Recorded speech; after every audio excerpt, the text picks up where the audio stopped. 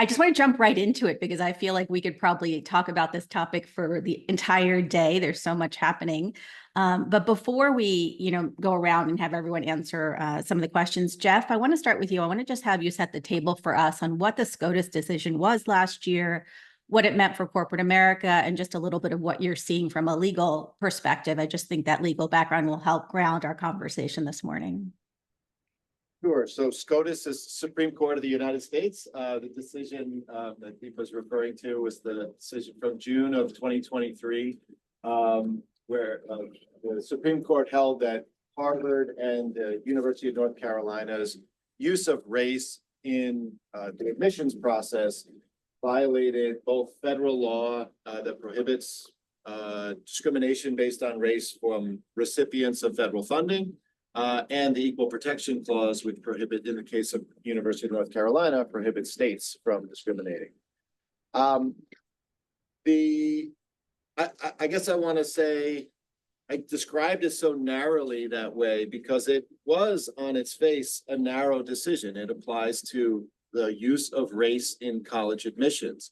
It did not prohibit all classifications. It didn't prohibit classifications based on geography or socioeconomic status. It didn't really speak to gender at all. It didn't relate to employment. It didn't relate to grants programs, for instance. So why was it such big news? Why was it such an important decision unless you're a college admissions officer? I think there's a couple of reasons for that. Number one, obviously, college admissions is important for the pipeline for business and companies going forward. But I think secondly, there was a lot in the opinion that spoke to what the current Supreme Court thinks about the importance of diversity. And so that is a significant impact. And then I think the third reason is it has inspired quite a few additional lawsuits since that decision came out, trying to push from opponents of affirmative action, trying to push the needle further in the direction that they're looking to move the court, thinking that we have a favorable Supreme Court and we're going to try to move the law. So I think those are the reasons why that decision was important. And I kind of alluded to what we're seeing now in the legal landscape is there's a lot of decisions in the lower courts, a lot of lawsuits in the lower courts challenging additional things like diversity programs at law firms. There was a big public lawsuit around the Fearless Fund, Black Women Grants Program. So a lot of things like that. Thank you, Jeff. So Francisco, I want to move it to you and maybe ask you some, same sort of question, but just what are you seeing in corporate America? What has that decision meant for 2024? Is the work still getting done? Maybe just start with that. Yeah, I mean, I think one of the things that is important, what Jeff just accounted for, is that the law didn't really change for the corporate space. However, there is a lot of activism against D&I efforts in general. And what I've seen, of course, this has been a topic that has been incredibly hot for everyone that is in my role across organizations. And what I've seen organizations do is take either two approaches.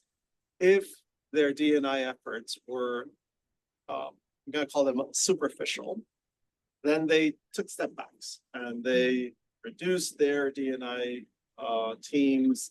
They eliminated programs. They eliminated a lot of their communication. However, organizations like Moody's, where the reason that we're doing this is because it's relevant for the business, because it's important for the business, because part of what we're trying to achieve is to have diverse perspectives, and you can only achieve it with a set of diverse workforce.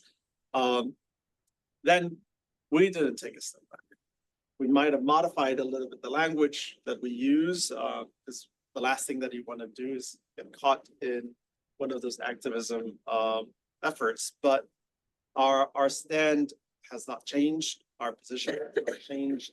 And you start seeing a segmentation of organizations into, I would say, those two categories, the ones that really saw it as a marketing opportunity versus those that are actually part of their core business and part of the strategy that their businesses. Christine, maybe the same question to you. Just what are you seeing? Have there been changes? So I'm part of CWIB, and in my role as chief of staff, I represent our senior leadership team, and I work very closely with our design partner and our HR business partners. I'm essentially a connector across the business. And I have to say, I haven't seen a change. We haven't pivoted away from the commitment that we've made. If anything, we're continuing to bring our employees along on that journey. We have employee resource groups. We have a mentorship program that's been really strong. We rolled that out 2 years ago. I'm also co-head of our Culture Council, which provides an information flow from our organization to us. It helps us think about what issues are going on in the organization. It helps me facilitate those issues working with our HR business partner. I'll say as recently as this week, I sit on our Women's Advisory Council for PGIM. I met with them this week, and we were talking about early talent, right? How can we plug in? How can we have an impact? In terms of PGIM fixed income, we have about 1,000 employees within the affiliate. And we have our own early talent program.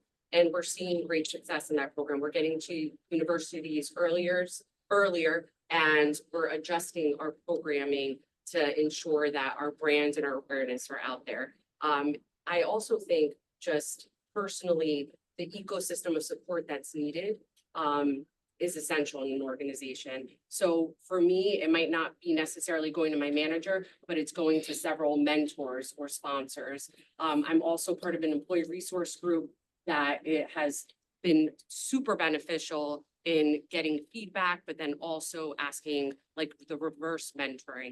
So I see, the commitment still there. I see that we're continuing to do the work that's needed, and it encourages me and keeps me optimistic in the space. And Colleen, you and I have had a few conversations. You're doing some interesting research in this space, and I think you're finding, yes, the large companies, the companies that were committed to this work are still doing the work, but a lot aren't. So I'd love to hear your perspective around what you're seeing across organizations. For sure. I mean, I do think there's a little bit of separating the wheat from the chaff going on, to the point both of you made about how was the commitment, is the commitment right? Is it something that is really a little bit more window dressing, or was it something that, the business sees as integral? And we have been doing a little bit of research. I obviously and my colleagues talked to a lot of DEI practitioners and leaders, but we recently did a few focus groups with a small group of chief diversity officers and other DEI leaders. And this was not kind of a systematic random sample, so I don't want to, here in a scholarly space, I don't want to misrepresent that this is generalizable findings, but it was a mix, with some people in public companies, some people in privately held companies, consumer facing, non-consumer facing, just different industries. So I think it was a good mix. We're not over-indexed on any one type of business or type of CDO. And I think certainly what they said, is, accords with what everybody else has said. The things that I noticed pattern-wise were kind of a couple things. One is certainly that, they said we are kind of needing to, or feel an imperative to do some things differently, right? Going back to, to what Jeff was saying about, even though the SFFA decision did not, it's a hard one, that acronym, did not implicate businesses, the lawsuits we've seen, right? There's a sense of, okay, we need to hew really closely to the letter of the law. We need to think about development programs that we might have designed to target certain populations, making them at least nominally open to everybody, and all businesses, I think are thinking about this individually, but they talked a bit about that. So saying we are doing some things differently. We're thinking about how we're collecting data differently. But the piece that was intriguing to me was also just the way they talked about how that's sort of changing their day-to-day a little bit. And I don't know if this is true for, for you, Francisco, but they said all of them said we definitely have gotten up close and personal with our general counsel. And with, many of them said, we also have outside firms, that we're working even more closely with, just saying that, obviously those were our colleagues before, but it's a real partnership. There's, for a lot of them now, they're saying we are really working hand in glove to try to make sure that we are following the letter of the law and really thinking about, to the point both of you made, how can we make sure we are still doing this work and being effective and being evidence-based. And that just other piece that I would say though about that is that, you know, for them in their experience, what they talked about really also was their sort of need for and a sense of how can we make sure we are telling a narrative that meets this moment, right? I mean, I think, you know, of course, DEI leaders always have to be storytellers, but really thinking about, we kind of need some new narratives, right? Because of this charged atmosphere, because of this sense of heightened scrutiny, right? So, and I think that was sort of the emerging piece, and I don't think any of them had landed on this is the right narrative, but they were talking a lot about the way we're using language is changing. You know, we're really kind of thinking about how can we continue to bring people along, and it is different, right? So I think it really has changed, you know, the day-to-day experience for a lot of those leaders. Yeah, Colleen, that's consistent with what I'm hearing as well. Francisco, I'd love to maybe build on that question and just talk a little bit. As a group, when we met, we talked about the fact that this work is so important and it has to get done, not just for the employees currently in companies, but also from a recruiting perspective, right? The next generation is expecting this work to be part of the workforce that they're entering. So I'd love to talk just a little bit about why the work is important, just to, again, set the stage. And also, as you do this work, like, what are your suggestions around communicating it? Because as Colleen said, I do think the work is getting done, but the communication around it has shifted quite a bit this year. Yeah, I mean, the reason that's important is, one, it's core to the business, but two, it's really what our employees and our prospective employees want. Like, they want to hear that organizations, to the point that was made earlier, have a purpose, and that they are thinking about having an employee population that is diverse, but not only diverse, but then when they are part of the organization, that they can be their true self. So that is really important for the not only our current employees, but future employees. And so that narrative that you were talking about becomes really important, because you want to make sure that that message continues to be present.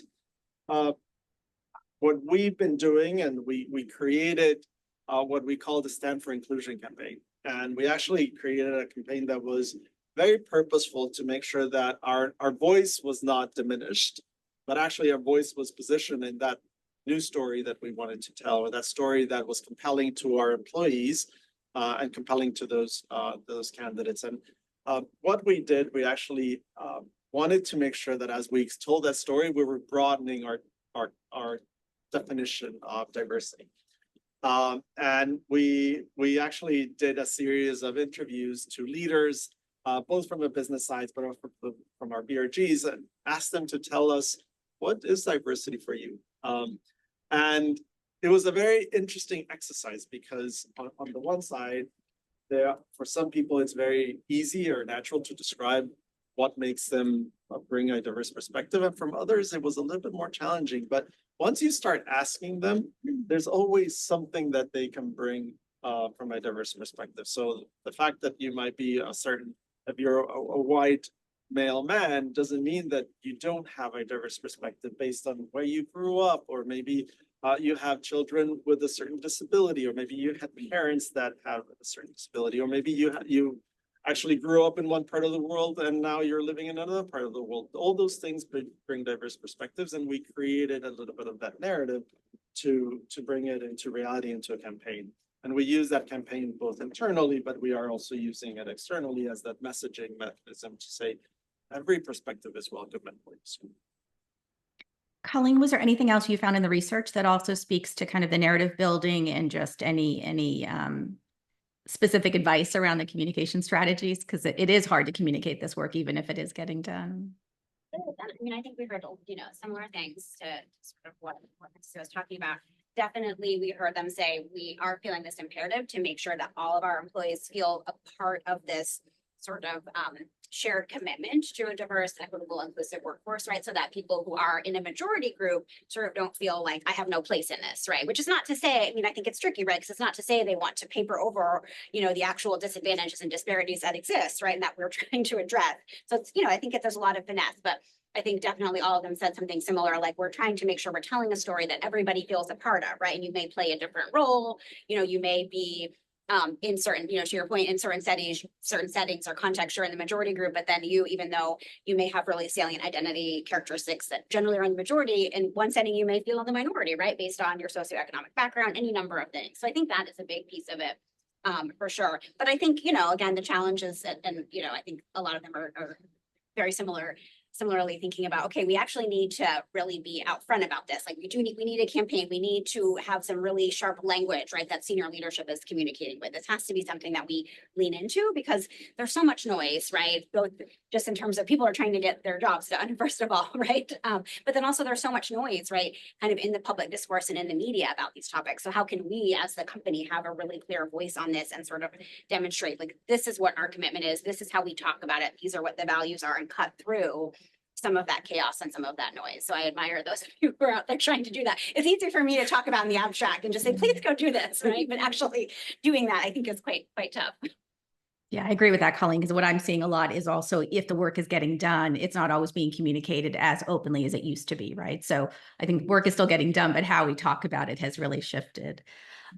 Jeff, I'd love to come back to you and talk about what we should prepare for next. I know that's a big question. I know we could probably spend the entire afternoon talking about that but from a legal perspective, I think there's still a lot of people bracing themselves, a lot of companies and leaders waiting for what, you know, the other shoe to drop, you know, what comes next. But can you just talk a little bit about what you're seeing and how you're preparing your clients? Sure. And just a quick point on the communication thing. I mean, I think, first of all, I'm heartened to hear that people are developing close relationships with their general counsel's office. That's encourage that for sure. And I think that the point Francisco made about some subtle changes in language actually can go a long way, and focusing on the inclusivity of DEI programs and not having discrete, you know, conferring definite benefits or exclusions of certain groups goes a long way to sort of eliminating some of the legal risks. It is a risk calculation.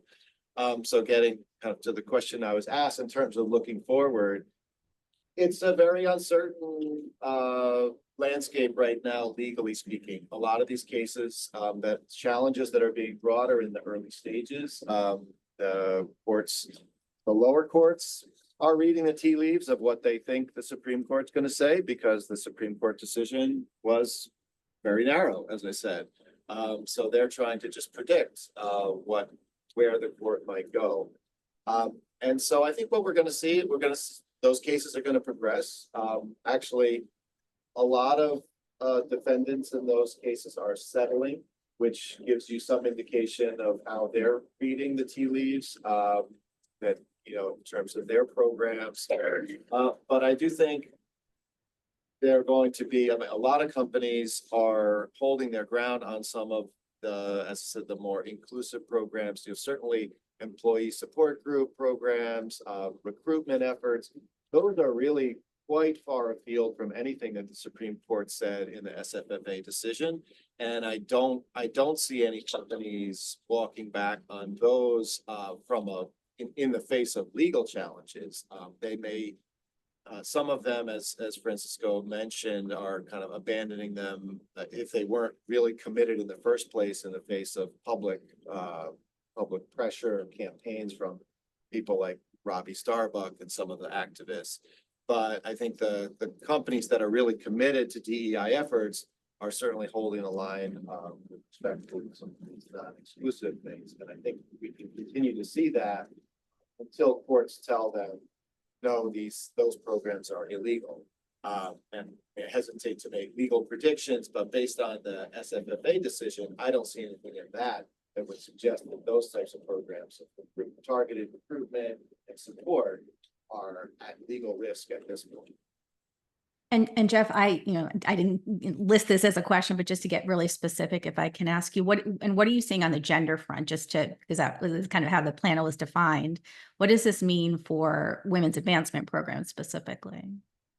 Yeah, so women's advancement programs actually have in some sense even greater flexibility because, and not to get too technical on legal on the law, but courts look at programs that differentiate based on race under a higher standard of strict scrutiny, based largely on the history of this country and fought a civil war over race, and so racial classifications are looked at under the standard called strict scrutiny. Gender classifications, there's a little bit more leeway. It's called intermediate scrutiny. And so there is more flexibility for gender preferences and programs. And so I think there's even greater opportunities for companies in those areas. So to the extent that recruitment programs, support programs, things along those lines are permissible with respect to race, I would say even more so with respect to gender. Perfect. Thank you. Others on the panel, if you want to add in on, what you're bracing for or what comes next, or just what you expect to see next in the corporate space. I mean, we're gonna have an election soon. And that is gonna be a very interesting next step. So I think that a lot of us are looking into the outcome of the election and figure out what that will bring, depending on all three elements of the election, the presidential, the Senate, and Congress. I think that will be a defining moment for a lot of the programs that we support. From a core perspective, it's still important, it's still relevant. It's the headwinds that we're going to be facing that are going to be dependent on the outcome of the election.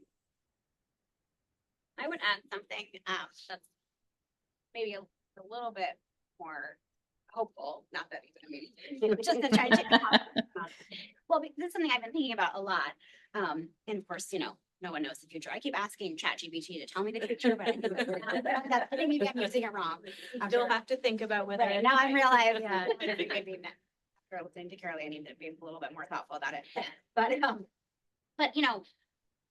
so the kind of programmatic work that, and policy work, that DEI teams and also their partners do is critically important, right? And has made a big difference. But we know, and I think, DEI folks working in this space know probably better than anyone, there is much work to be done that's really not something that's kind of remediable with a program or a policy, right? It really is about the culture, and it's about how people interact. It's about kind of cultural norms and assumptions that infuse the company, and that leaders, consciously or not, sort of affirm or perpetuate or disrupt, right? And that's not something that is addressed simply through programmatic initiatives, right? Even though that work can be really important. So I guess what I'm hopeful about is that there are paths for companies to think really deeply about that, and to make sure that they're leaning into what I see as really a leadership challenge, right? So really helping particularly people in positions of power and influence develop that muscle,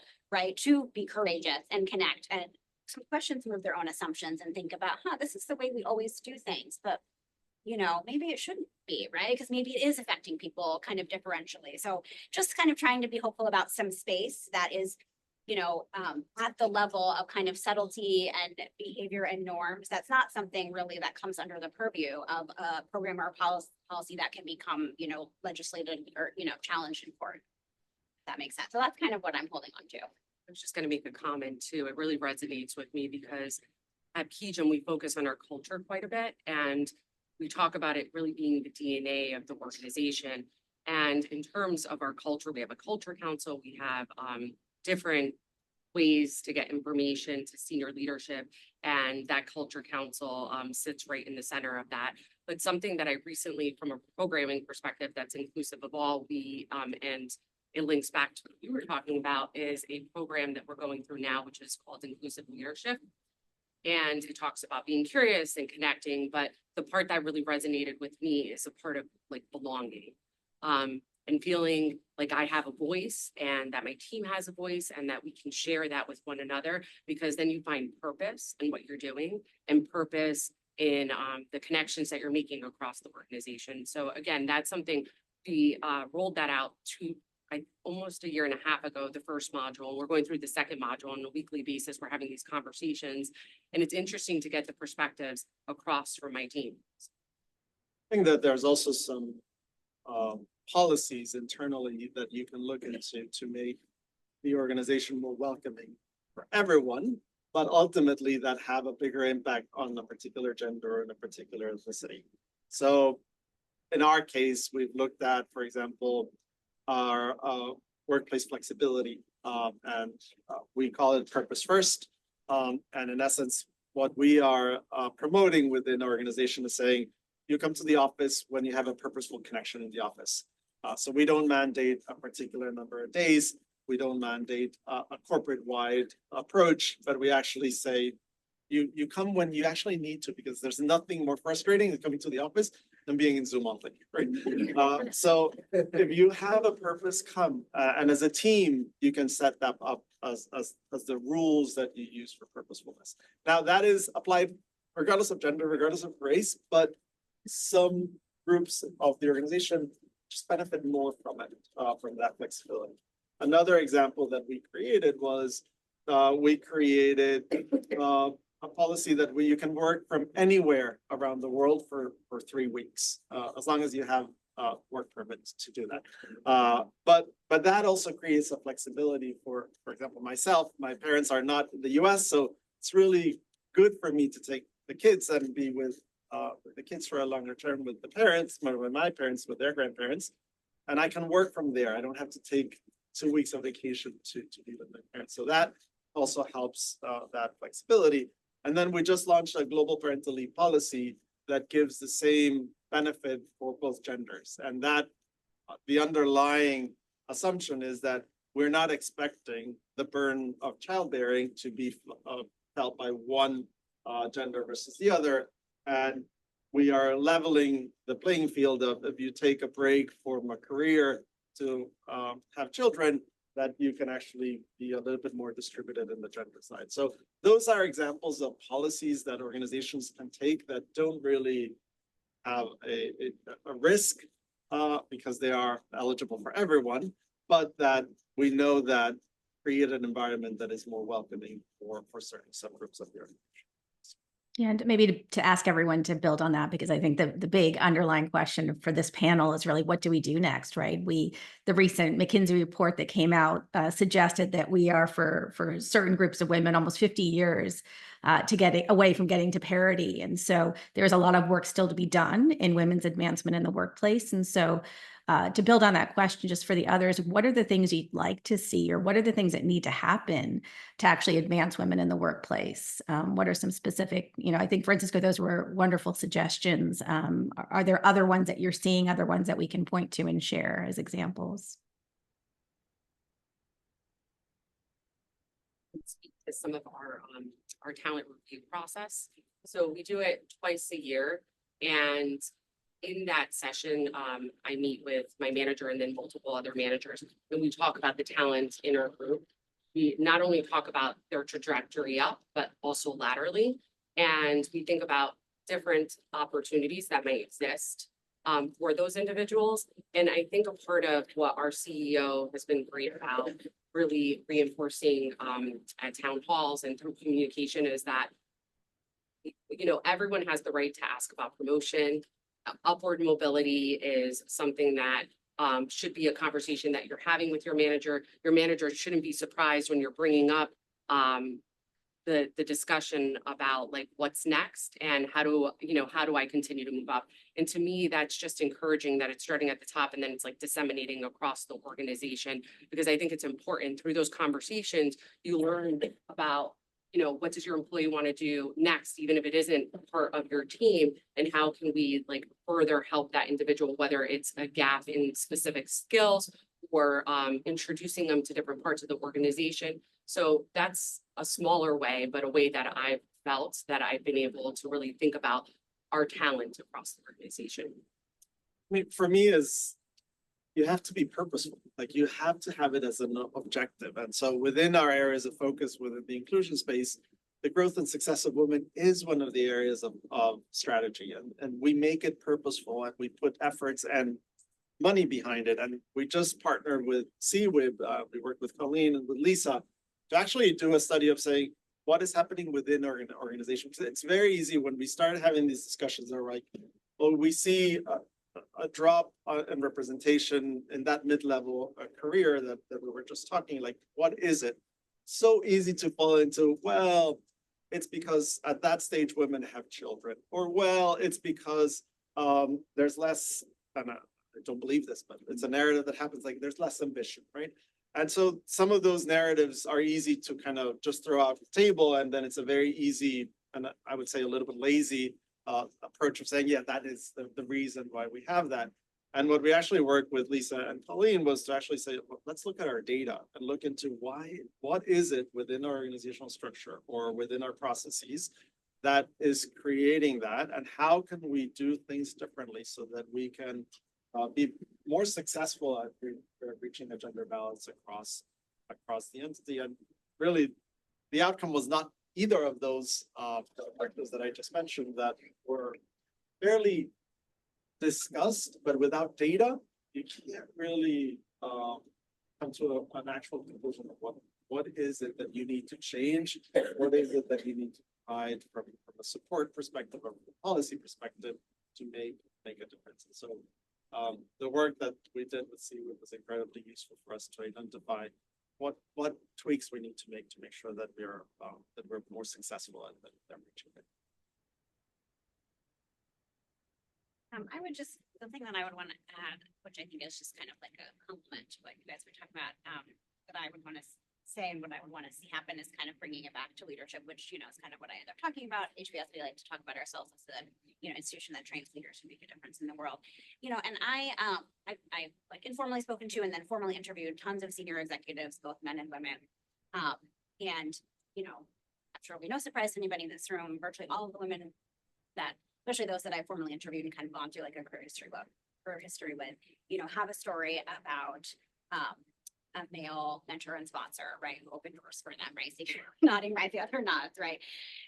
All different varieties of how that unfolded. And I also can tell you, the men that I've interviewed, particularly those who had women succeed them, right, in their role, in a senior leadership role, that was not an accident, right? First of all, no one becomes a CEO by accident. No one wakes up and is like, oh, okay, great, I'm leading somebody, you know.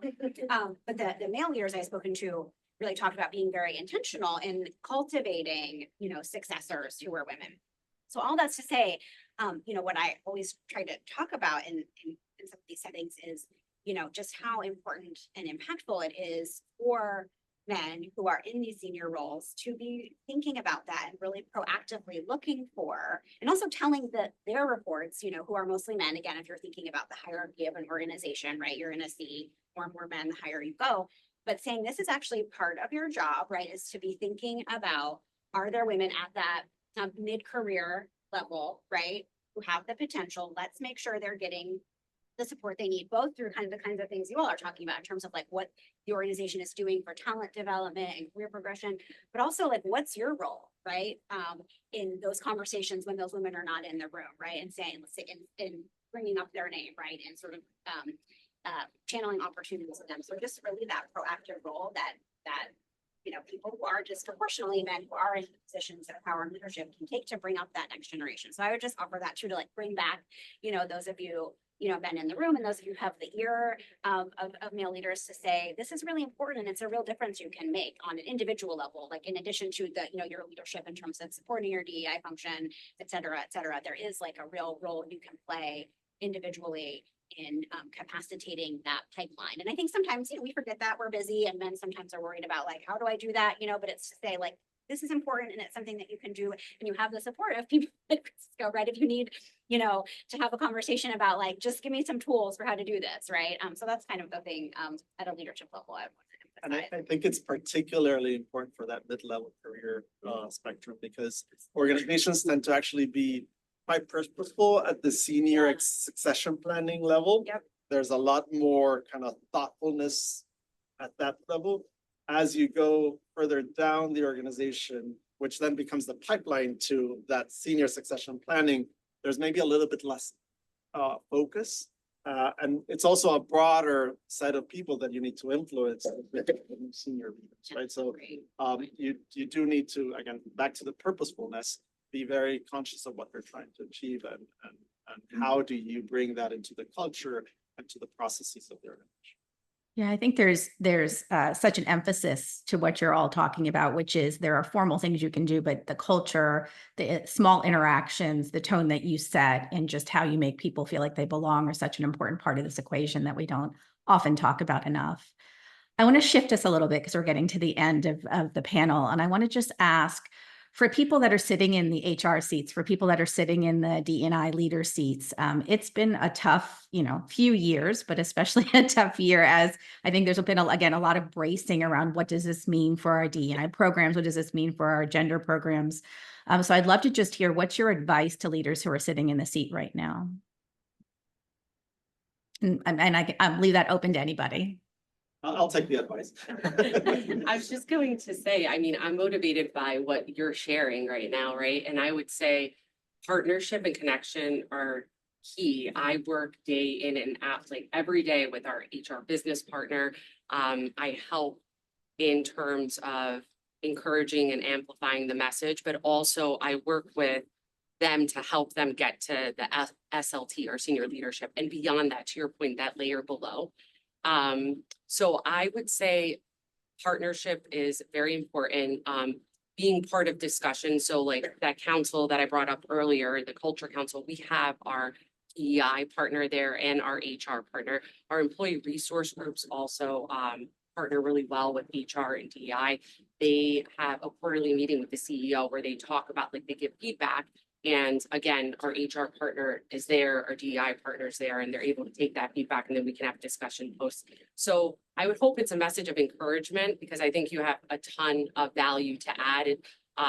And, I think that there's continued work that we can do together from an inclusion perspective. I would say that a lot of the work that we do it because, one, it's the right thing to do, but secondly, because it's the right thing for the business. It's really, and anchoring it that a lot of our efforts on a business connection is incredibly important.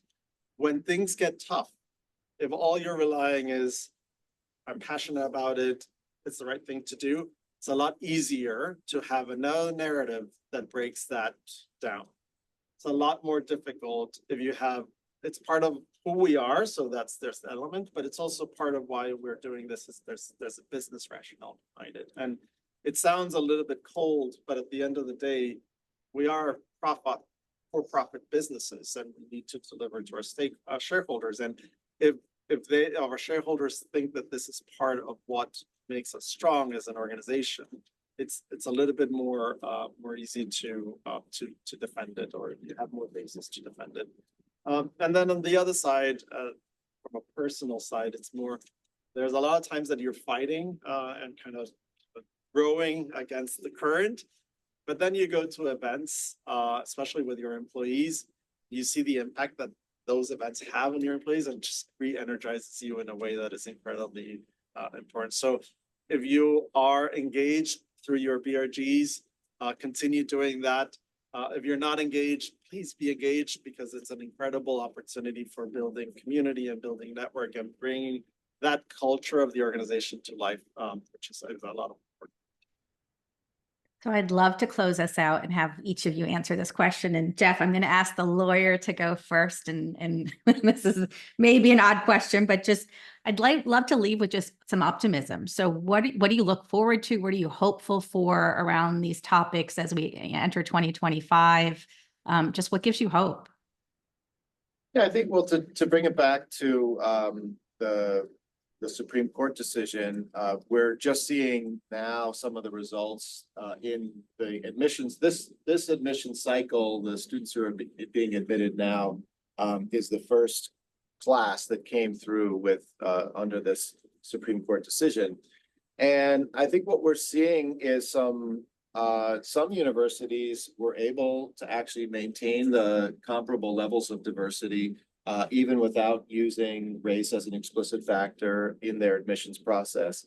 And I think what that shows us is that there are ways to maintain your commitment to diversity. It may be a little bit more work. There might be other strategies, different strategies that have to be employed. But I think if you're willing, if you have the commitment and willing to put in the work to find those strategies, you can do so and maintain that diversity within your organization. Christine, do you want to go next? Oh, I didn't know. We're just going down. I would say, I'll go back to just my original point. I am optimistic. I am seeing the work being done. I know it's a journey and it takes time, but I'm excited to continue to connect with my colleagues through our BRGs. I'm excited, even being here, this is an external partnership for us. We're helping to sponsor this event and looking for more opportunities like this one. So that's where my hope is right now. I mean, I find a lot of clarity and solace in just like zooming out, right? And trying to think about this moment in a broad context and trying to just for myself, make sure to kind of frame what, we might call backlash or, resistance, et cetera. And the fact that that seems very much at the fore as in some ways like an indicator or a measure of like how much has happened, right? And progress and the energy, that certainly was happening, particularly around 2020 and 2021 and kind of the galvanizing spirit of that particular time, right? If you look at social movements, you think about all of the work that was done to address legal discrimination, right? That we used to have for many years, not that long ago in this country, right? There, in the mid 20th century, there were massive amounts of kind of cultural and legal backlash to that, right? So I try to just take some solace in like that is part of the pendulum swing and the fact that there has been this much sort of resistance means that some things were happening and some things were changing and kind of going back to Jeff's point, like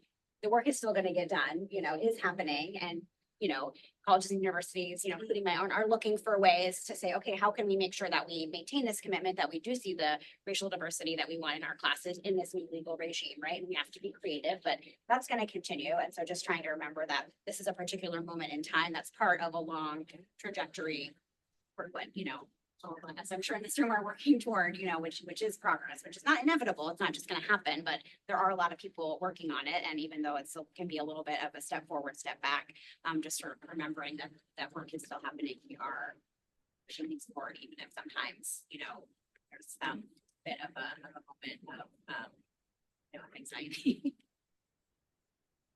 I think what makes me positive is that we've been quite resilient and we continue to find ways. So every time that something comes a way that it's either a disappointment or a step back, there's ways that we found to kind of navigate around it and continue with the work that we're doing. I think I'm also positive that the younger generations see this increasingly important. And so that is eventually going to become something that almost becomes inevitable as part of who we are as part of society. So we just need to keep resilient until those younger generations come.